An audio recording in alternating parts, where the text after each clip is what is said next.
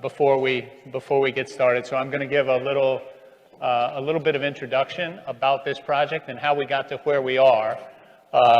And then we're going to begin the presentation. So as long as these 4 screens are going to all be the same, as long as you can see one of those screens, you'll be in good shape. I'm going to introduce our guests first, and then before I turn it over to them, I'll ask you to join me in prayer, and then we'll move right ahead. As I said at the beginning of the service, we don't have time today for a lot of conversation or questions and answers, but there's plenty of opportunity for that in the coming weeks, beginning next Sunday at this time in the parish hall. So the first thing I'd like to do is to thank and welcome 2 of the principals of the Kerns Group Architects who have made the trip to join us. They've been here many times now. We've gotten to know them well. The longer we work with them, the more convinced I am that we made the right choice. And so thank you and welcome Tom Kerns and Sean Riley.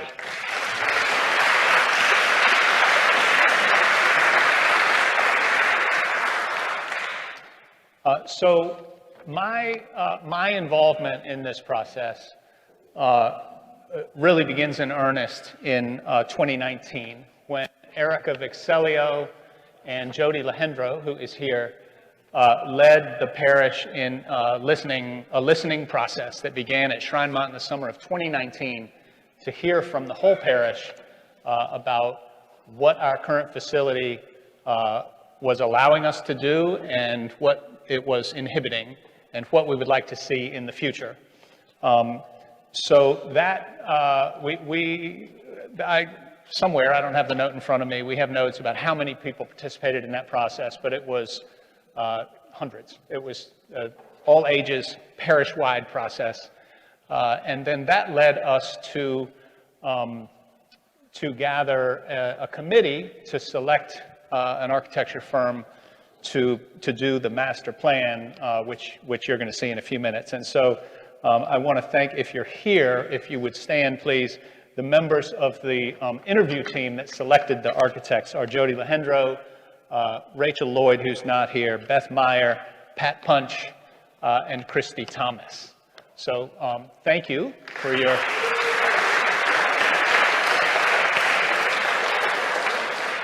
That group received submissions of interest from 8, maybe 10 architecture firms, interviewed 4 of those firms pretty extensively, and then selected the Kerns Group.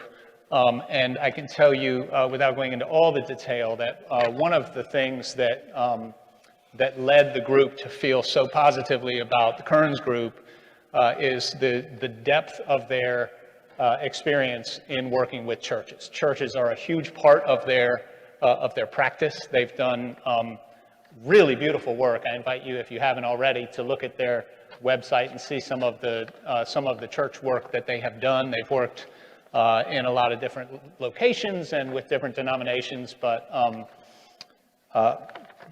Tom is, I happen to know, an every Sunday Episcopalian.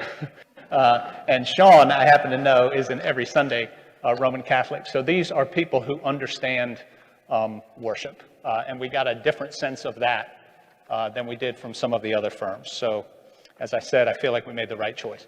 After we had engaged the Kerns Group to work on the master plan, we put together another committee, which has some of the same members, to serve as their contacts and conversation partners over the course of the master plan. And that's our current building committee, and I'd like to ask those members of that committee who are here, and while I'm talking about those who are here, let me say thank you and welcome to those who are with us on Zoom, because once this got pushed to June, we knew that people had travel plans and members of the committee are engaged in out-of-town graduations and various things. So some of the members of the committee are not here, but those who are, would you please stand? Peter Buchanan, Jody Lehendro, Rachel Lloyd, Alice Metter, Jennifer Minitry, Tony Potter, Pat Punch, Ann Ribble, undergraduates representing the University Fellowship, David Copey, who's here in the back, and Jake Morton, who's at home in Maryland, and both of your wardens, Kara Carter, who is at a soccer championship in Richmond, and Frank Rambo.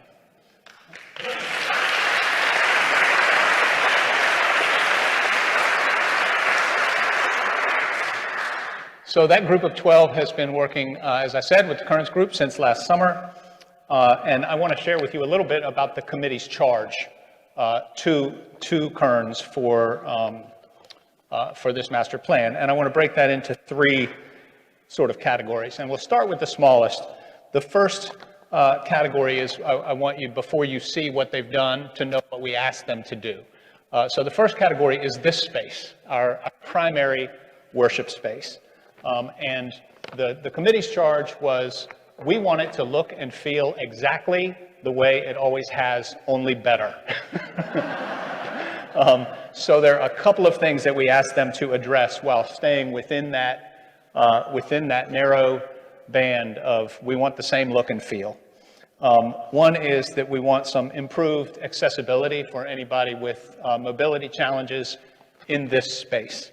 The second thing is that we want to maximize the number of seats for choir members in the chancel, and in order not to disturb the acoustics, we wanted to have as many seats as possible behind the plane of that arch for the choir.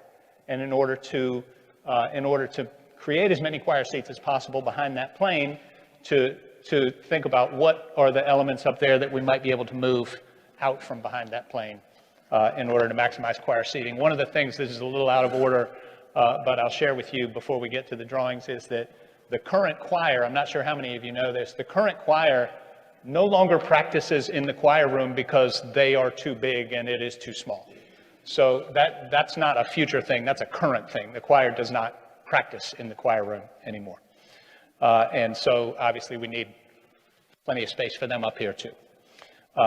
So maximizing choir seating. And then the other thing that we asked them to do in this space is to address the question of how to hold in a sense of worshipful fellowship, a congregation of, say, somewhere between 75 or 125 people.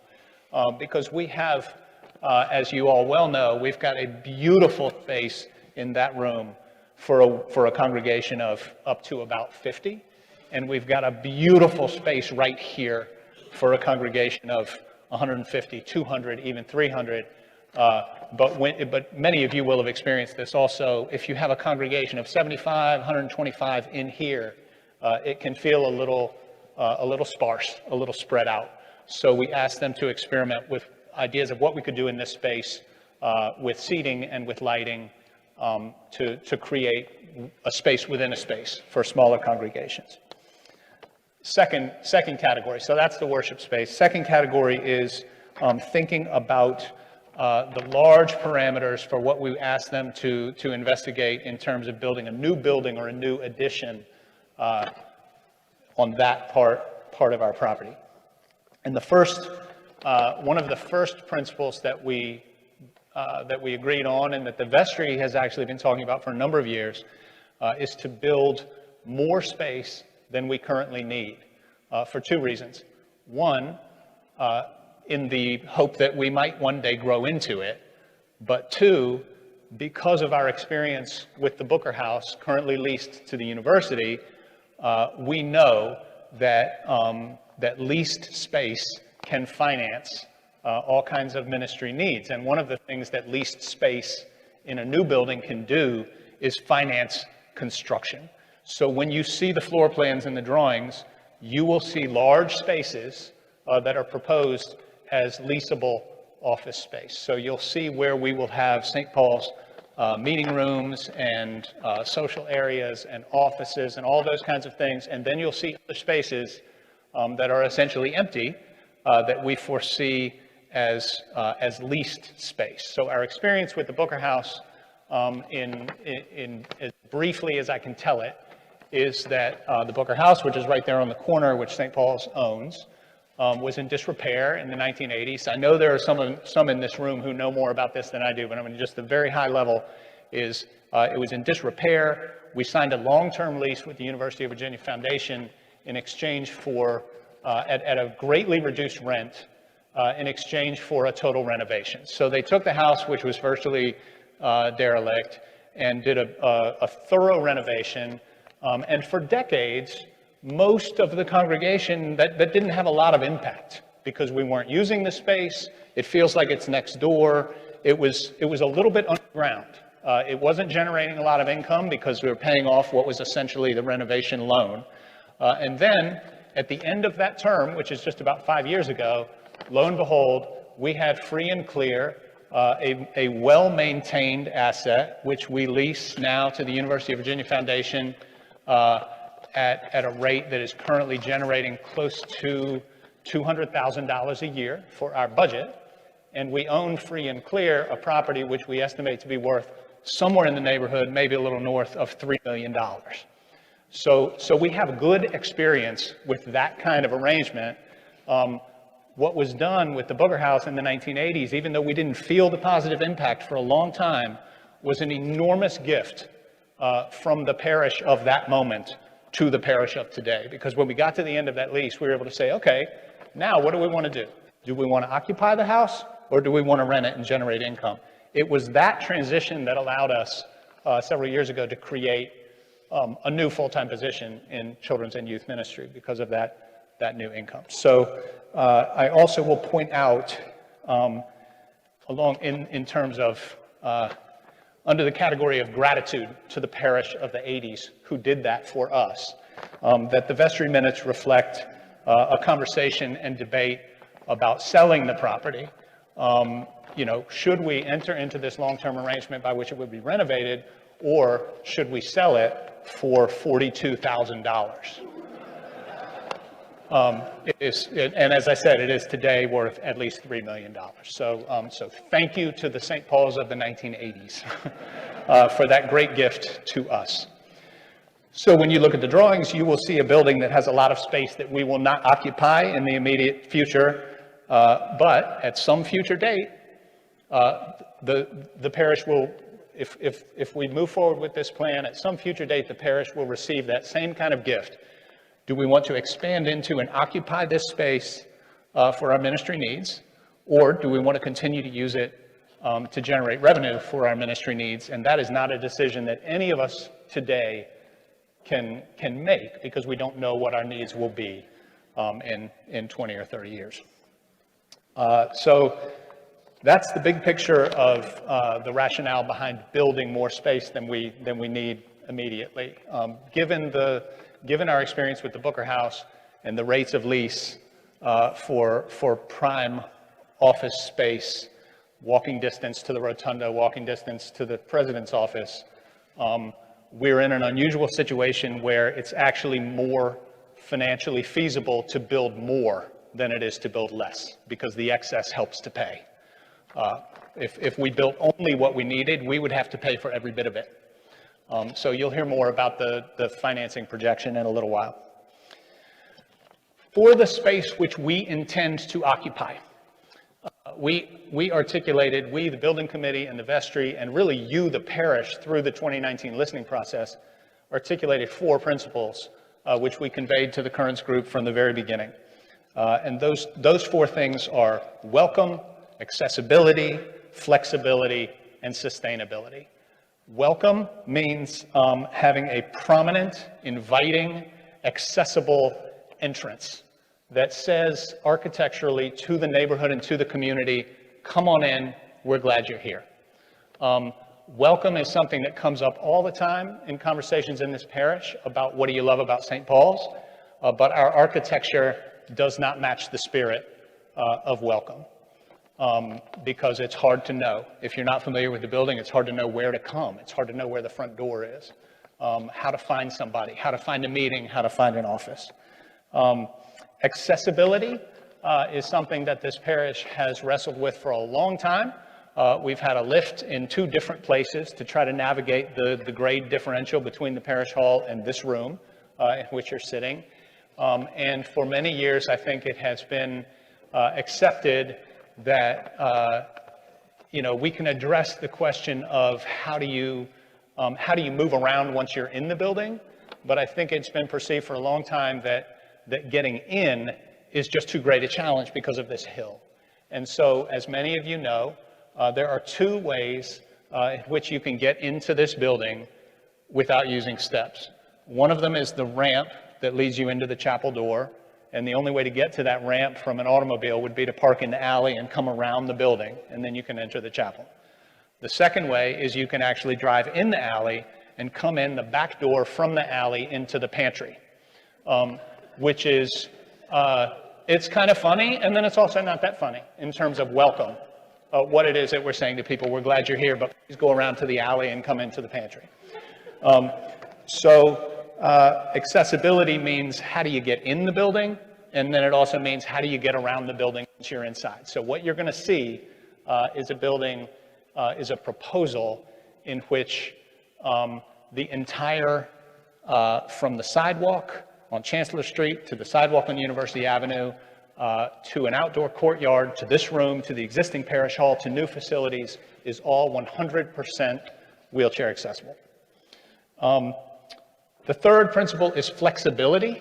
And by flexibility, we mean we want spaces that are not locked in today into particular uses, and that is based on our understanding of an acceptance of the fact that we don't know what the needs and uses of the parish will be in 20 years, 30 years, 50 years, or more. One of the things that has led a number of groups of parishioners to identify the appropriate solution for our 1959 office edition and our 1959 church school edition, you'll see in this proposal that we're proposing that both of those 1959 editions be demolished. That's not a new idea.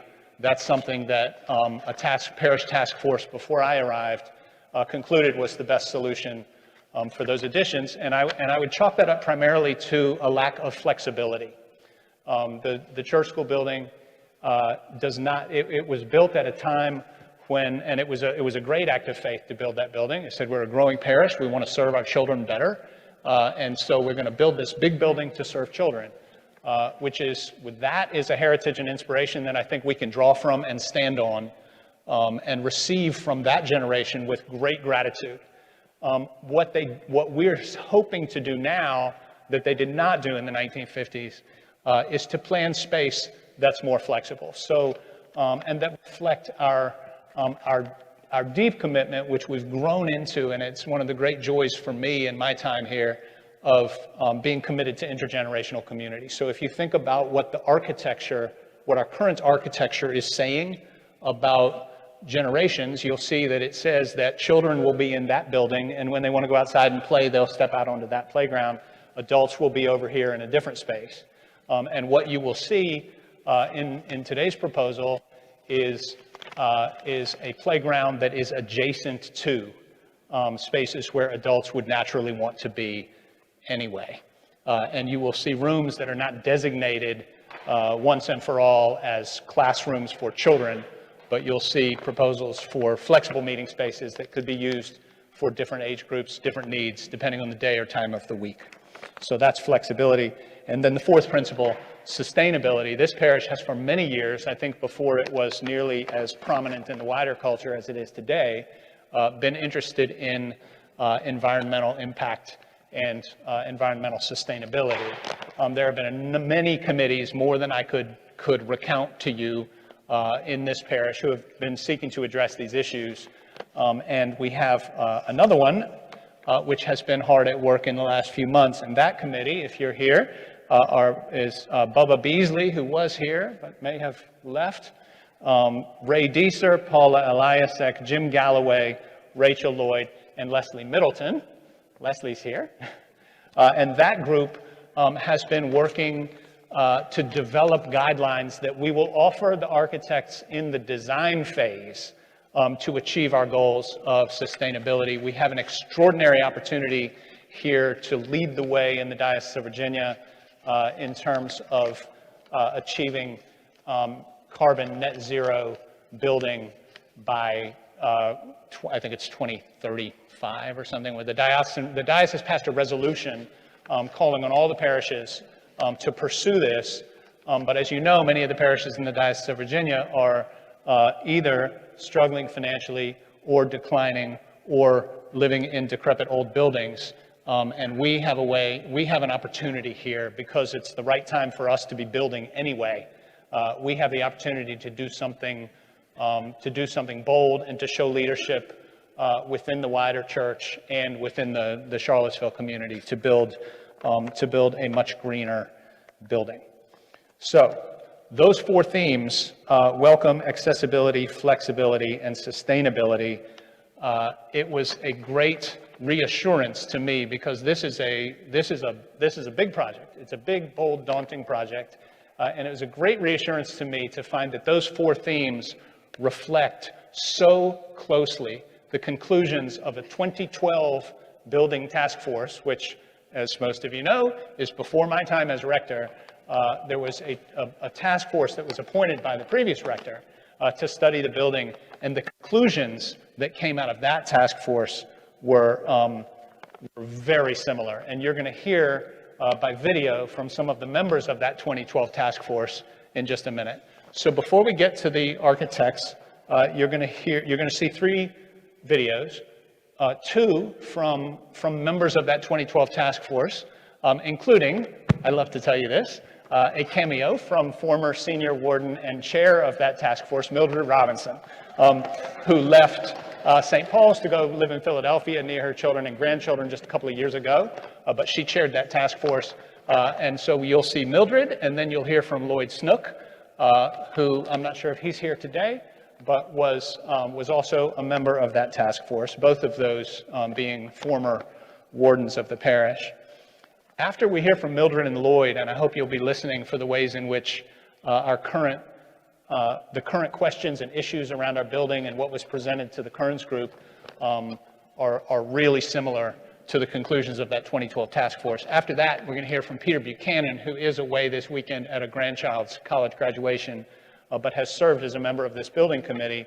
And it was Peter's inspiration that we should say a word up front before you see the renderings about the financing possibility. What Peter's inspiration was, we don't want those of you who are sitting in this room today to see the renderings and immediately stop paying attention because you can't imagine how we're going to pay for it. So what you're going to hear from Peter is encouragement that this is something that we can do. And I hope you'll accept Peter's invitation to set that question aside while you look at the architectural drawings so that you can focus on the master plan itself and not worry about or be distracted by questions of cost. The Lord be with you. Let us pray. God of love, God of fellowship, God of our past and future, all the heavens cannot contain you, yet you dwell in the midst of your people and have moved generations of the faithful to set apart, build, maintain, and cherish a house of prayer on the holy ground where we now stand.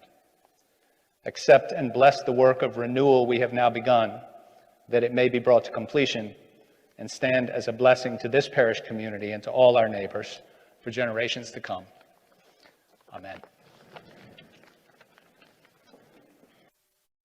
Good morning, St. Paul's. My name is Mildred Robinson, and I was a parishioner at St. Paul's from 1997 to 2019, at which time I relocated from Charlottesville to Philadelphia. I recall very well that bright spring day in 2012 when our then rector, Jim Richardson, invited me to lunch and said he had something to talk with me about. I said, fine, okay. And during lunch, to my total amazement, he asked that I chair a task force that focused on St. Paul's, how it functioned, how it might function, what might be done to make it even more effective in pursuing its work in spreading God's word from the corner. I was fortunate. He appointed an excellent task force to attempt to accomplish this. Members, Janice Dean, Peter Dennison, John Reed, Virginia Ritchie, Jane Roach, and L. Lloyd Snook. The first thing we did was attempt to imagine a week in the life of the church. All of the communities who participated, who used the building in some capacity, and asked ourselves, what it would take to ensure that they had a safe, secure, effective environment in which to pursue their tasks and accomplish them at the highest level possible. So we were always kind of chasing a dream, if you will. And we did that with, I think, a large amount of care. We spent 12, 15 weeks attempting to pursue that. We approached the task with goodwill, camaraderie, good cheer, and the belief that God would take us in the right direction, would show us the ways in which the facility that is St. Paul's could be best used to accomplish the many ministries that the church has addressed over the years and will continue to address. One of the members of our task force, Lloyd Snook, will share with you the concluding paragraph of our report. It is, I think, a wonderful summation of all that we attempted to accomplish during our effort and sets things up beautifully for what I hope you will pursue as you move forward. Now, I've been asked to read you that section, which was part 6 of that report. Close your eyes and imagine St. Paul's in 2027. Mind you, this was written in 2012.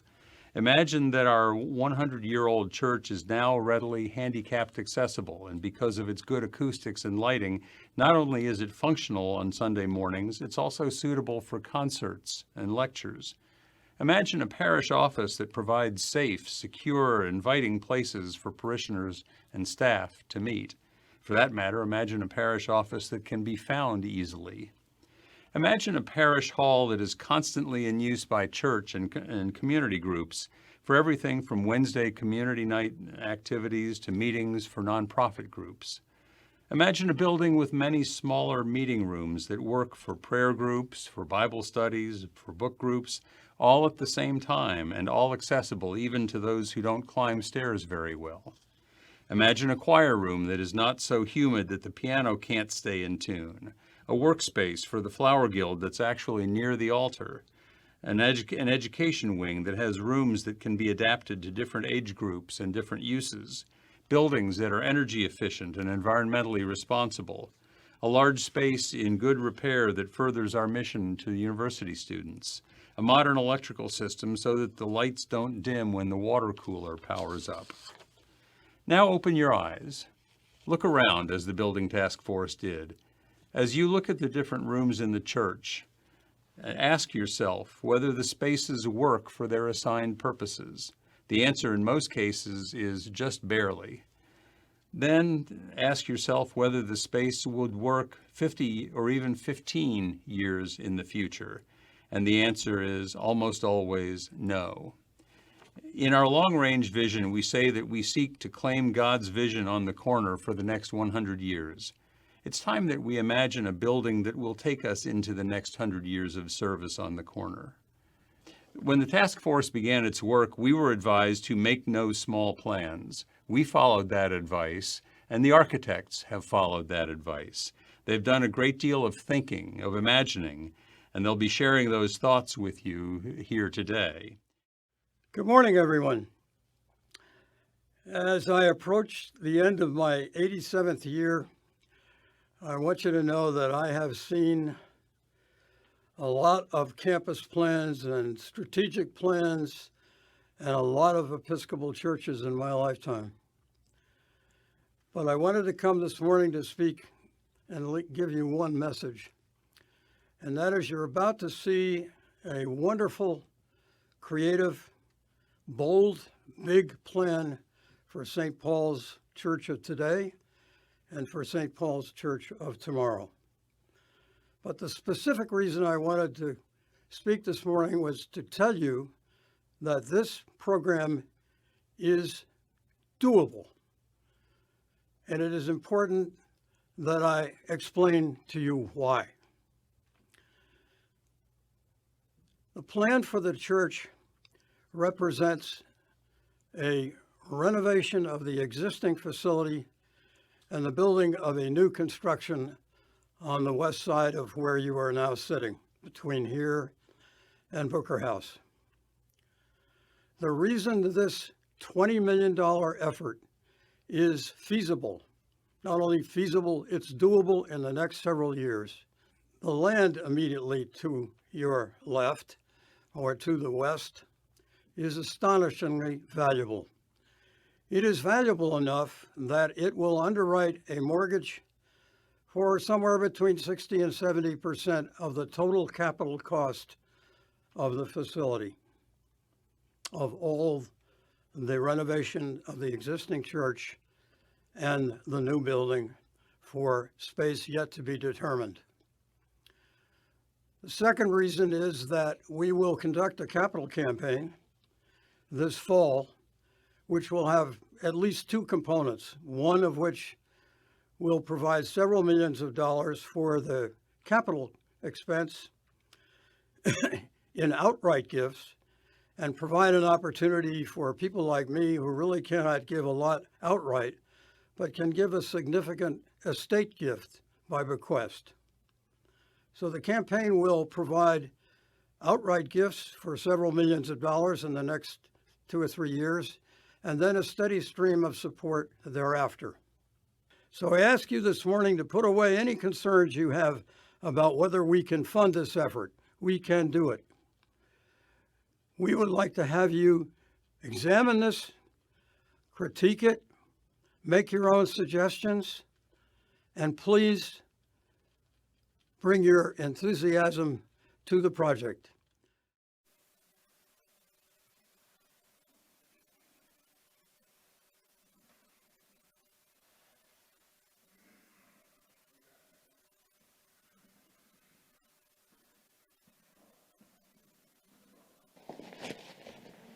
Hi, everybody.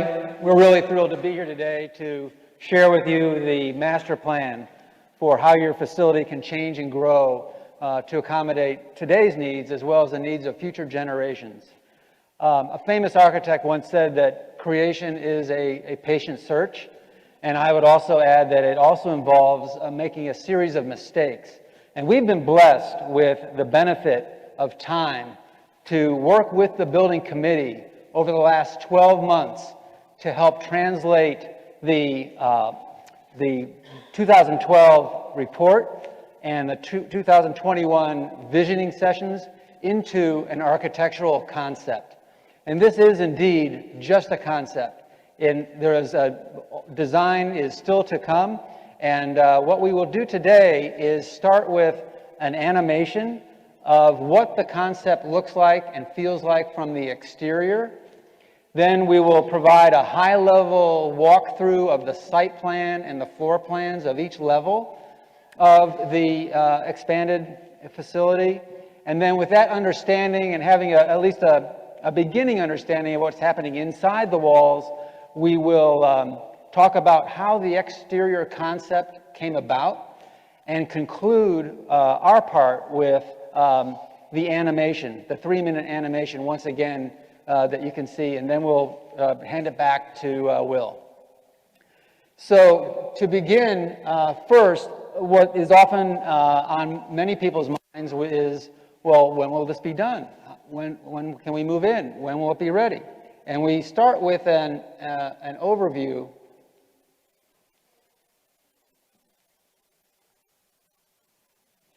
Excuse me. I would say one more. One more. There we go. And so we see, you can't read the lines of the bar chart, but if you look at the text and the color below, it shows that in 2023, we will begin the fundraising process and the BAR approval process.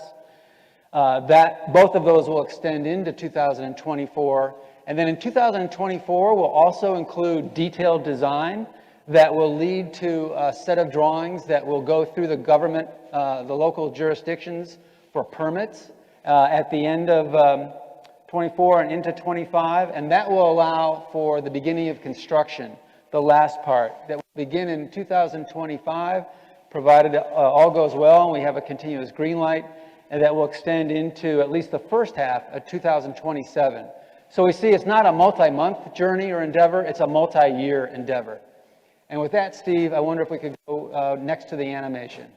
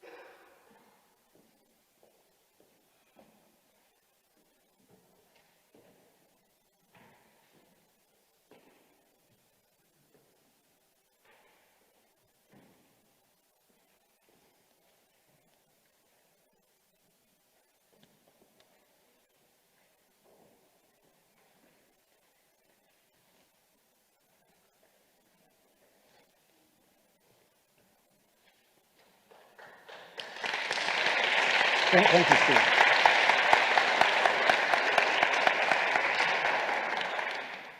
Thank you. Now for a high-level walkthrough of the site and the floor plans.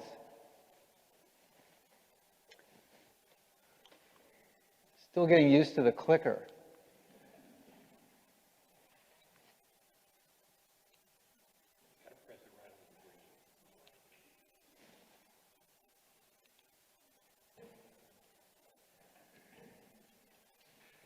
There we go.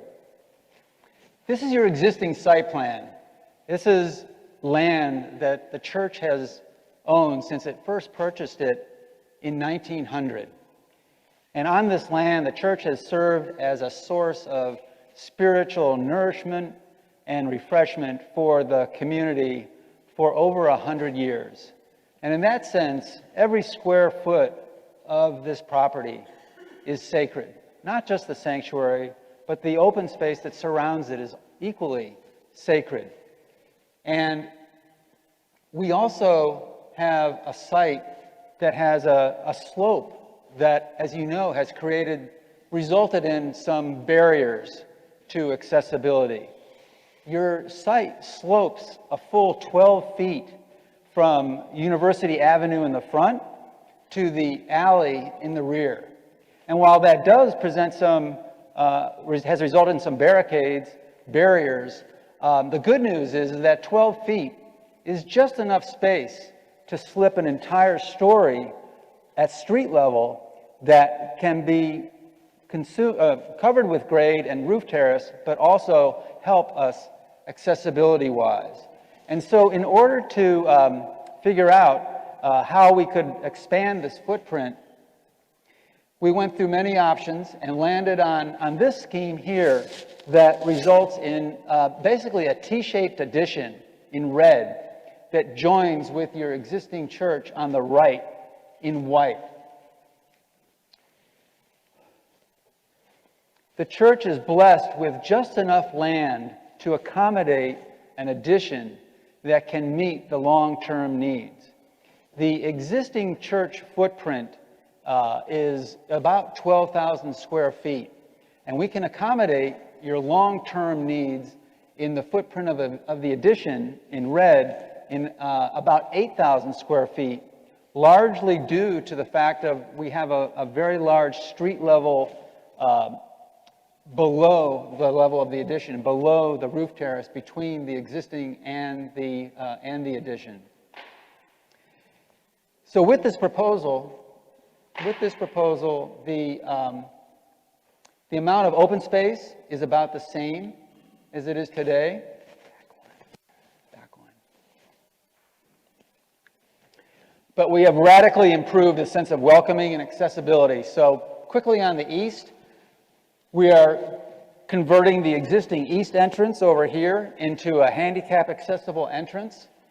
And the existing 1959 wing is demolished and replaced with an east terrace that will have seating, bench seating, and it will also include a path, an accessible, almost level path that provides another accessible entrance into the eastern edge of the narthex. In addition, we have amphitheater seating that works with the grade that could accommodate just fellowship, hanging out, or even small meetings could occur out there. As we come around to the front of the church is largely not changed. We are keeping and maintaining most of the existing mature trees on the east and on the south, as well as on the west in front of Booker. Here on the south, we are creating a new welcoming statement, an entrance, a street-level entrance from University that will serve as a gateway into the entire facility. And this oval-shaped plaza is envisioned as a pair of cupped hands that is a welcoming, nurturing gesture for all who approach. And the curves of this plaza also architecturally are in dialogue with the curves of the rotunda and the memorial to the enslaved laborers across the street.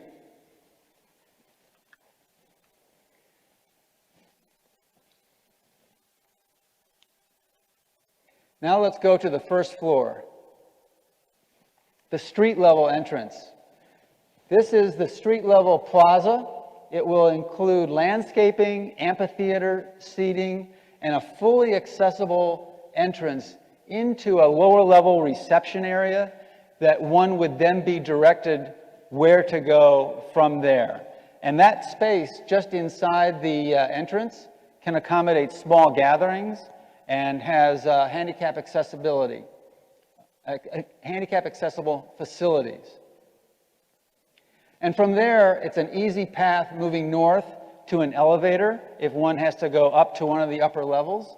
And there are also program spaces that could either be classrooms or meeting rooms. These spaces are not determined yet in their exact configuration. It's just to say that there's space there for meeting and program space on this side of the path. But then we're also tying this new street level into your existing basement level here on the east. Fully accessible, no steps, and the existing choir rehearsal room is being converted into small meeting rooms, multi-purpose meeting rooms. To the west side on this floor, to the west of this path, is totally flexible, leasable, Class A office space. And it will have its own separate accessible entrance to the west from the parking lot behind Booker that could serve as a separate entrance for the tenant of this space so that they don't intermingle with the vertical circulation and entrance for the parish. We should say also in thinking about how the space is utilized, how your site is utilized, we looked at numerous options of how to accommodate parking. And in the end, the committee and we agreed and recommend that your land is just too valuable to allocate a handful of parking spaces.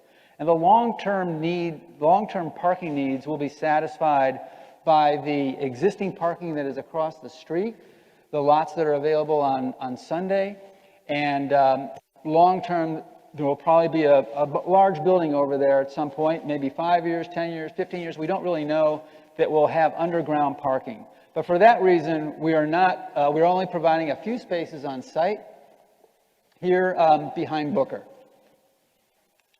Now let's look at the handicap accessibility of this level. The orange path basically represents a handicap accessible path. And the blue circle represents a handicap accessible entrance.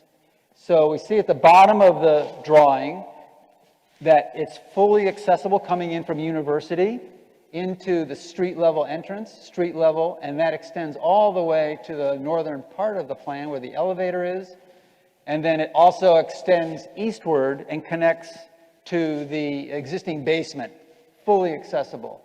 And then on the west side is the separate accessible entrance for the tenant coming from Booker parking.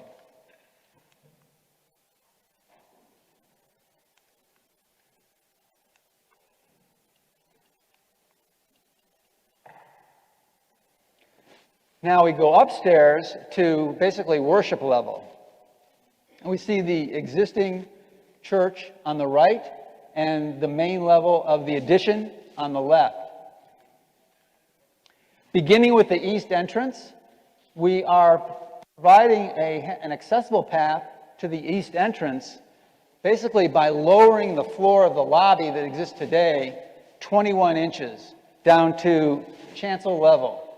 So when one comes into the modified east entrance, you will come in at chancel level, and then from that chancel level, one can either enter the sanctuary and come down to pew level with a ramp along these two windows right here on the right. And that brings you down to pew level, which will be fully handicap accessible. When I enter the east entrance, instead of seeing the one solid door that we have today, there will be a pair of doors that have glass and wood in them. They will have side lights to increase the transparency from the lobby into the sanctuary. But if I was going to another part, if I was going to student ministry here in the northeast corner, or a function in the existing parish hall, I could turn right at the lobby, and here we will go up a second interior ramp that will bring us from the new lobby up to the parish hall level here. And the benefit of doing that is that the existing handicap lift over here on the left is removed. We don't need that anymore. And that will widen and improve circulation between the sanctuary and other parts of the facility where sometimes bottlenecks have been known to occur. Another added benefit of moving the lift is that now we can unseal the door that's been sealed for so long on the left side of the chancel to improve the flow from the sacristy, from the flower guild area, and for the choir coming in from the left. New handicap accessible restrooms are located up here in the corner of the existing building in blue, roughly where the existing kitchen is today. And then everything to the left of that is the addition. Instead of entering in through the pantry from the alley, if you come in through the handicap accessible entrance on the alley, you will enter into a light-filled, gracious lobby welcoming area that is fully transparent out to the courtyard and the grounds beyond. A place of orientation coming in from the alley. And then from there, we can move further west, and we see there are spaces for music and the children's ministry. The music area in this plan has about 30% more space than the existing choir rehearsal space that's not used anymore, that they used to use downstairs. And the nursery space has about 60% more space than they have today. The student ministry space, which will use the northeast corner of the existing over here, as well as the second floor, their space is almost doubling from what they have today, and they will have their own separate accessible entrance off the alley. And then the last piece, a couple of last pieces on this plan are that below the nursery, as we come down south into the addition, we are moving towards a new fellowship hall and new kitchen. And the new fellowship hall is almost double the size of your existing parish hall. So it will be able to accommodate a wider range of activities and events, and just radically improve the hospitality that you're able to offer to the congregation as well as the world at large. And the kitchen is almost double in size as well, because the kitchen needs to grow in proportion to the fellowship hall to serve it well. We see on this plan that the fellowship hall on the east facade of the fellowship hall has a series of French doors that open onto the courtyard. The fellowship hall, the courtyard, the chapel, and the sanctuary are all at the same level. No steps between any of those. You can flow freely from one side to the other. That means that events that happen in the fellowship hall can easily spill out into the courtyard between the two. And the courtyard is also a source of light and air for all the spaces that look onto the courtyard, both from the church and the chapel, as well as the new addition. And then perhaps most importantly, well, two last things, is that the memorial garden is in the same place as it is today, just expanded a little bit. And then the playground, we learned, is a very important aspect and program element. And it is located here in the northern neck of the courtyard. And the thing I like about that is that it's very convenient to where parents will be as they move through from the sanctuary to the fellowship hall. And there will be a lot of transparency between the lobby and the playground, easy to pick and drop off your child and keep an eye on them. And also, it'll just really, there's a dynamic there that mixes all age groups together as people move from the fellowship hall to the lobby to the children's spaces to the parish hall. There's this intergenerational mix that has a strong connection to the exterior that just doesn't exist today.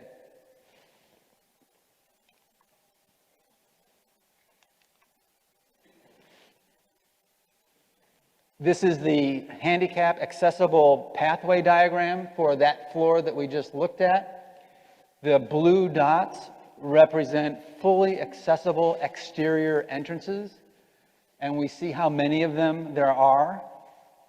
And the orange dashes represent the accessible path, and it basically says that the entire floor is fully accessible. There are no barriers from one part of the existing building to the addition and back and forth. It's fully accessible.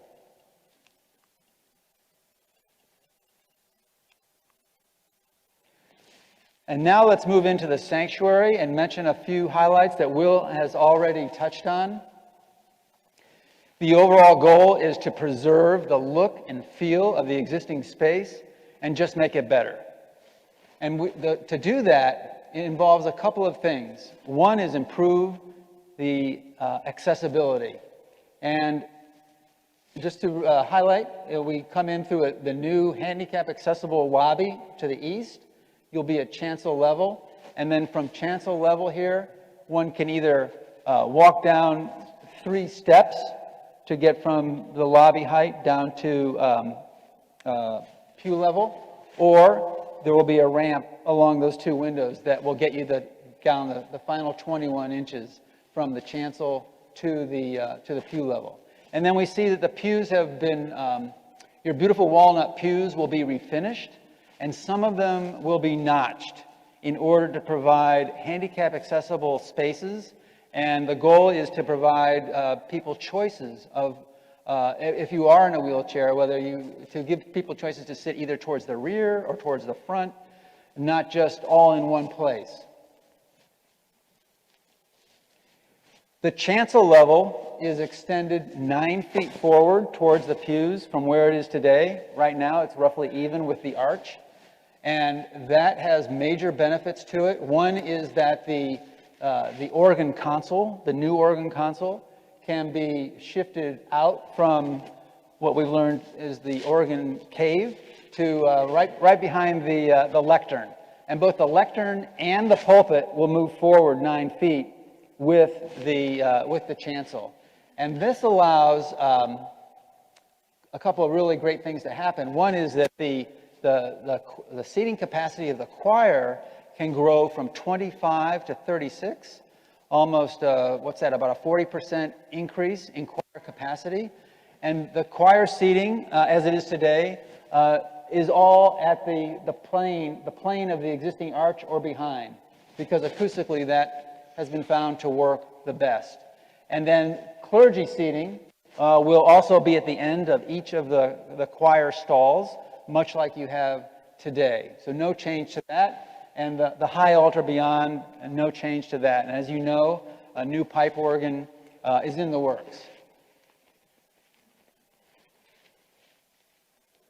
2 new windows will be provided in the 4th and 5th bay, or the 1st and 2nd bay, depending on where you start counting, in order to balance out the east from the west side architecturally and capture some borrowed light from the chapel coming this way. At the chapel, the main entrance to the chapel, which is currently on the south side, is going to be relocated to the east side and open directly onto the fellowship hall. So the window and doors are changing at the chapel back to where they originally were before the 1959 renovation. And this will really improve the flow between the existing church across the events terrace to the fellowship hall.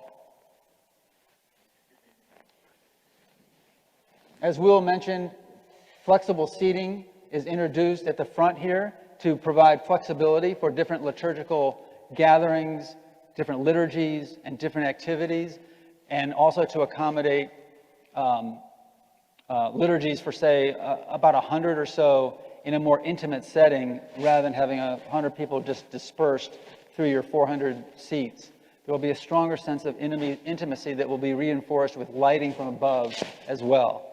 And then lastly, the existing systems in the space will be upgraded, the existing heating, ventilating, and air conditioning systems, and there will be a new lighting system that will provide appropriate accent lighting for the liturgical action up front, as well as more improved lighting on the pews so that you can see your hymnals better. And all that lighting will be LED, energy efficient, and be dimmable, so that you'll have maximum flexibility in how the lighting is set for different activities within the space. Then is the handicap accessible pathways for the sanctuary. And as we see, the entire sanctuary is fully handicap accessible and ties into the addition here, fully accessible, and outside to the Memorial Garden and the Fellowship Hall, fully accessible.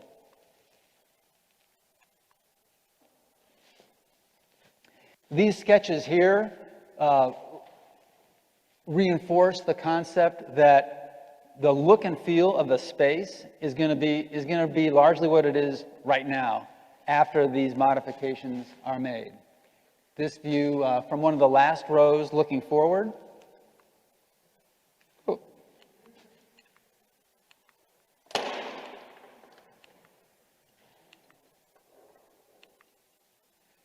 From the center aisle, the existing altar table is proposed to be used in this plan, but it will be on its own new platform that is one step up instead of two, to improve sight lines to the upper chancel beyond.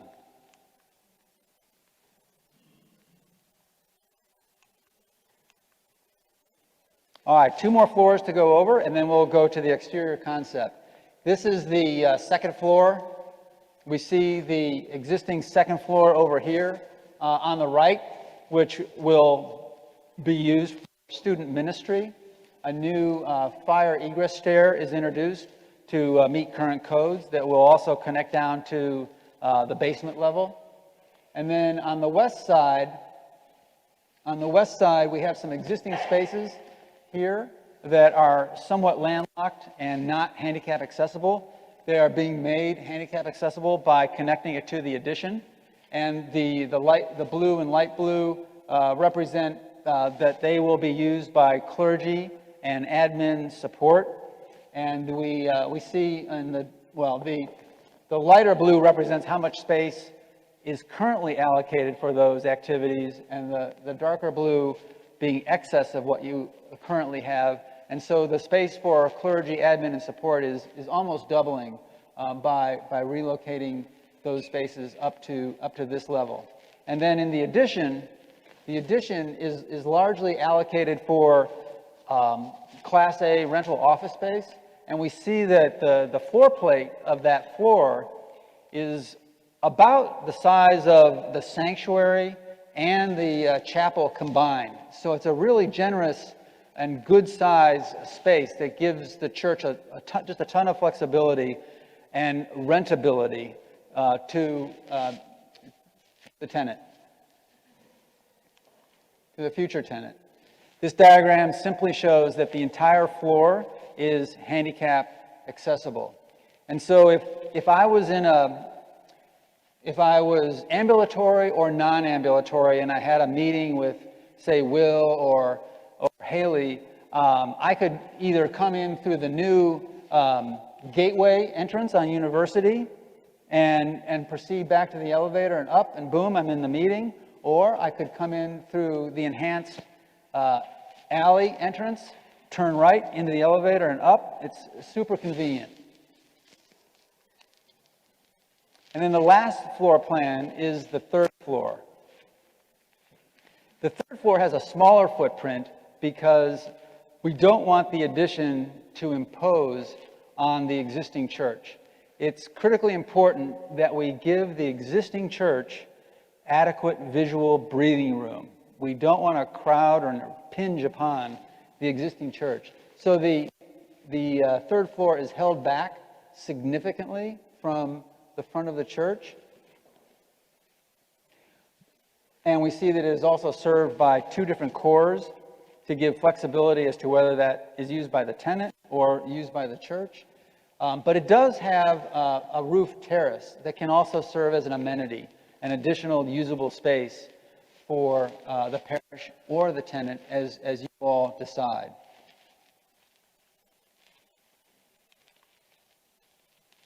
The third floor is fully handicap accessible. And just a recap of some of the program area summaries.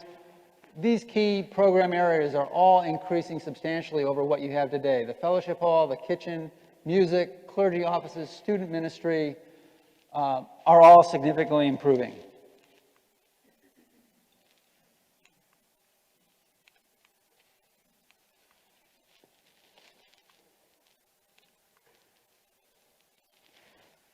A site section is a slice through your site. This is a slice looking north with the sanctuary on the right, the addition in ochre in between the sanctuary and Booker. And this drawing for us confirms that the fit of the addition relative to the church is very comfortable and appropriate. And we see the benefit and how we can capture a larger footplate at the street level by extending the street level underneath the roof terrace and providing skylights so that there is a skylit pathways at the lower level. And then, oh my goodness. Sorry about that. One more. Well, maybe quit while you're ahead. All right, here we go. Last section. This is a north-south slice looking towards the east. And this shows the street level entrance and shows the welcoming plaza off of University, how it's completely accessible and no steps into the street level space. And then the addition is held back to the alley. The height and the highest part of the addition is held back to the alley. And with that, I'll turn it over to Tom to walk us through the exterior concept. Thank you, John. I want to share with you some of the influences and logic, if you will, of the massing and the general detailing of the plan. Can I advance from here? Can I stand here and advance? Oh, don't do it. Yeah, okay. Dynamic scheme are right here. The rhythm of this building, the rhythm of these windows, the height of this building, all generate a logic in which we have completed an organization of the building. And so here you can see in plan those red lines that are snapping across. And so here are the windows on the west, all aligned with the doors of the parish hall, coming straight across. And it marches all the way down to the chapel. Okay.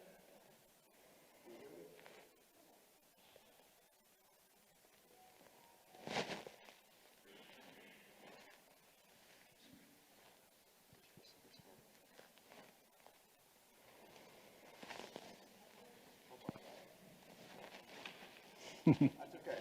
I'll talk loud. I got it. Yeah.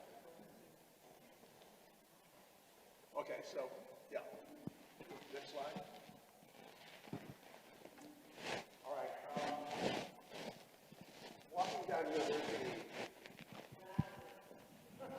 Walking down University is extremely important to us that the tower, the narthex, extremely visible as it is today. So we talked about the corner, we talked about seeing the church.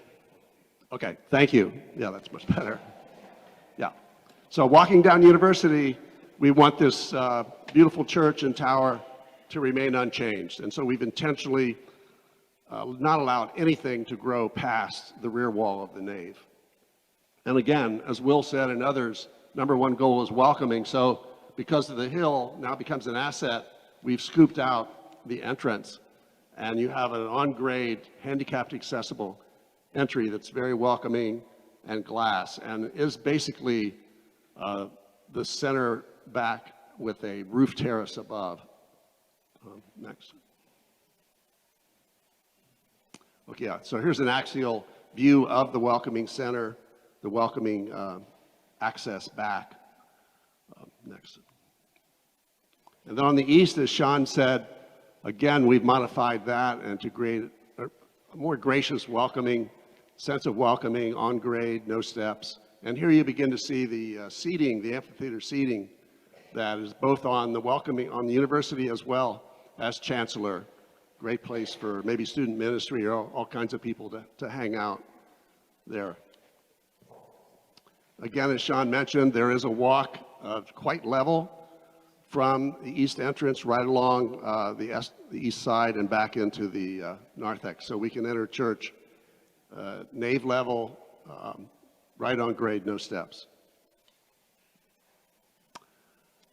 And as we've all said, this is just going to be better, but here's where I wanted to talk about the balance. When Sean mentioned the two windows, this space is all about balance, organizationally symmetrical, and so we like the idea of adding those windows to be a balance to the 6 over here, and again, the borrowed light coming in. So when I walk down the side aisle here, I'm looking straight into the organization of the parish hall, which mirrors the spacing and the rhythm of this building. Here you begin to see that organization, that rhythm of openings. The heads of the parish hall doors with the transom above aligns with the heads of these windows. The bottom of the cornice is the white band around the top here. It's similar on the outside. And so we have brick on the outside up to red brick up to a certain level to match this building, the church, and then we have white brick above that. So you begin to organize the building also vertically. So we have a horizontal and a vertical grid in which this building nestles in. The goal is to look like it's always been here. And as you know, we will be presenting this design to the Board of Architecture Review, and we feel good about the strategy and the fact that it doesn't totally mimic, but draws the best of this building into the new work. Water table. Looking into the courtyard, we see the end where the playground is, and we see that as sort of a white breezeway anchoring the courtyard. And here's sort of a better view, I think, coming up of that link, yes, with the playground beyond. So 2 parallel brick buildings with a white breezeway. And the playground, nice and tucked in and convenient to all generations, with the offices above.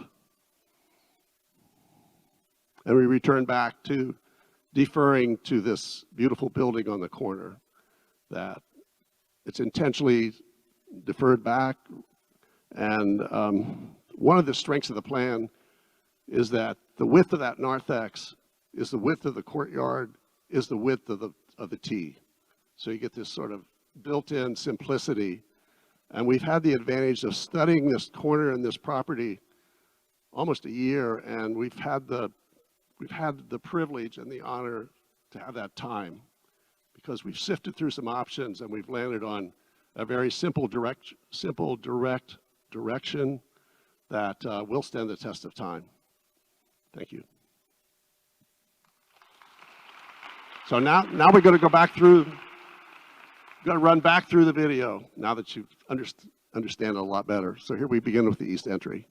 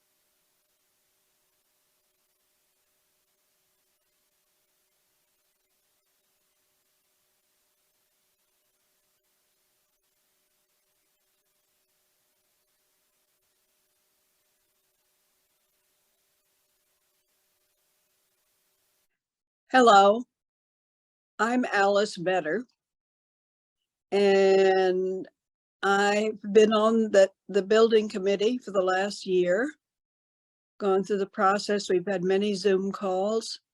They've been very interesting.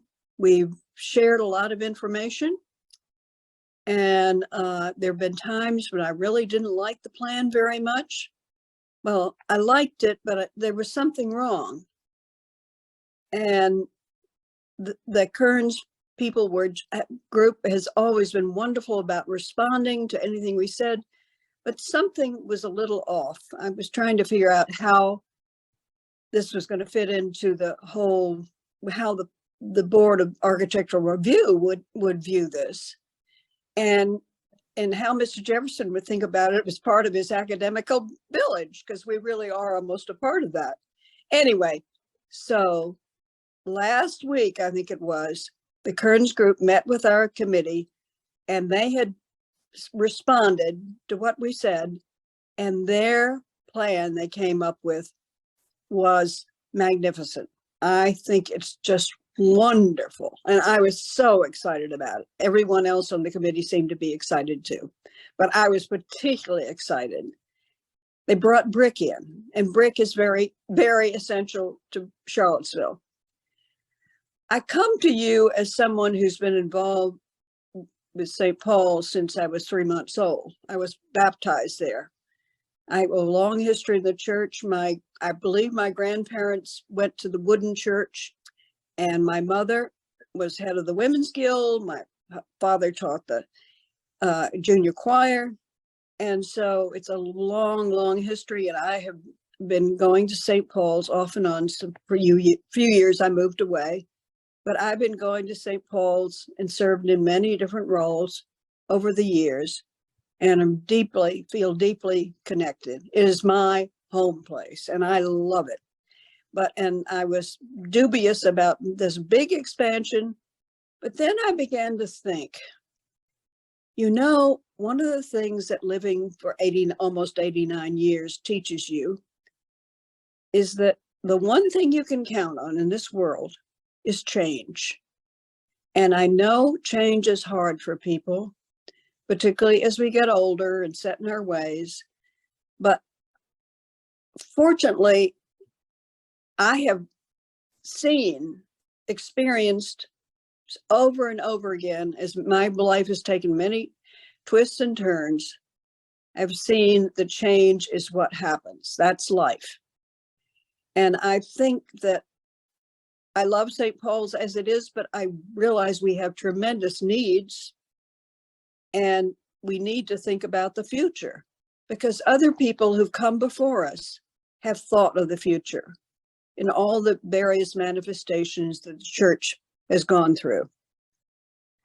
I not only have been senior warden and done other things in the church, but I've been married twice at St. Paul's, and which is, I don't know if that's a real honor or a dubious honor, but I think that we just have to embrace change, accept that this is what we need, and it's extremely important for the church to move on through this century.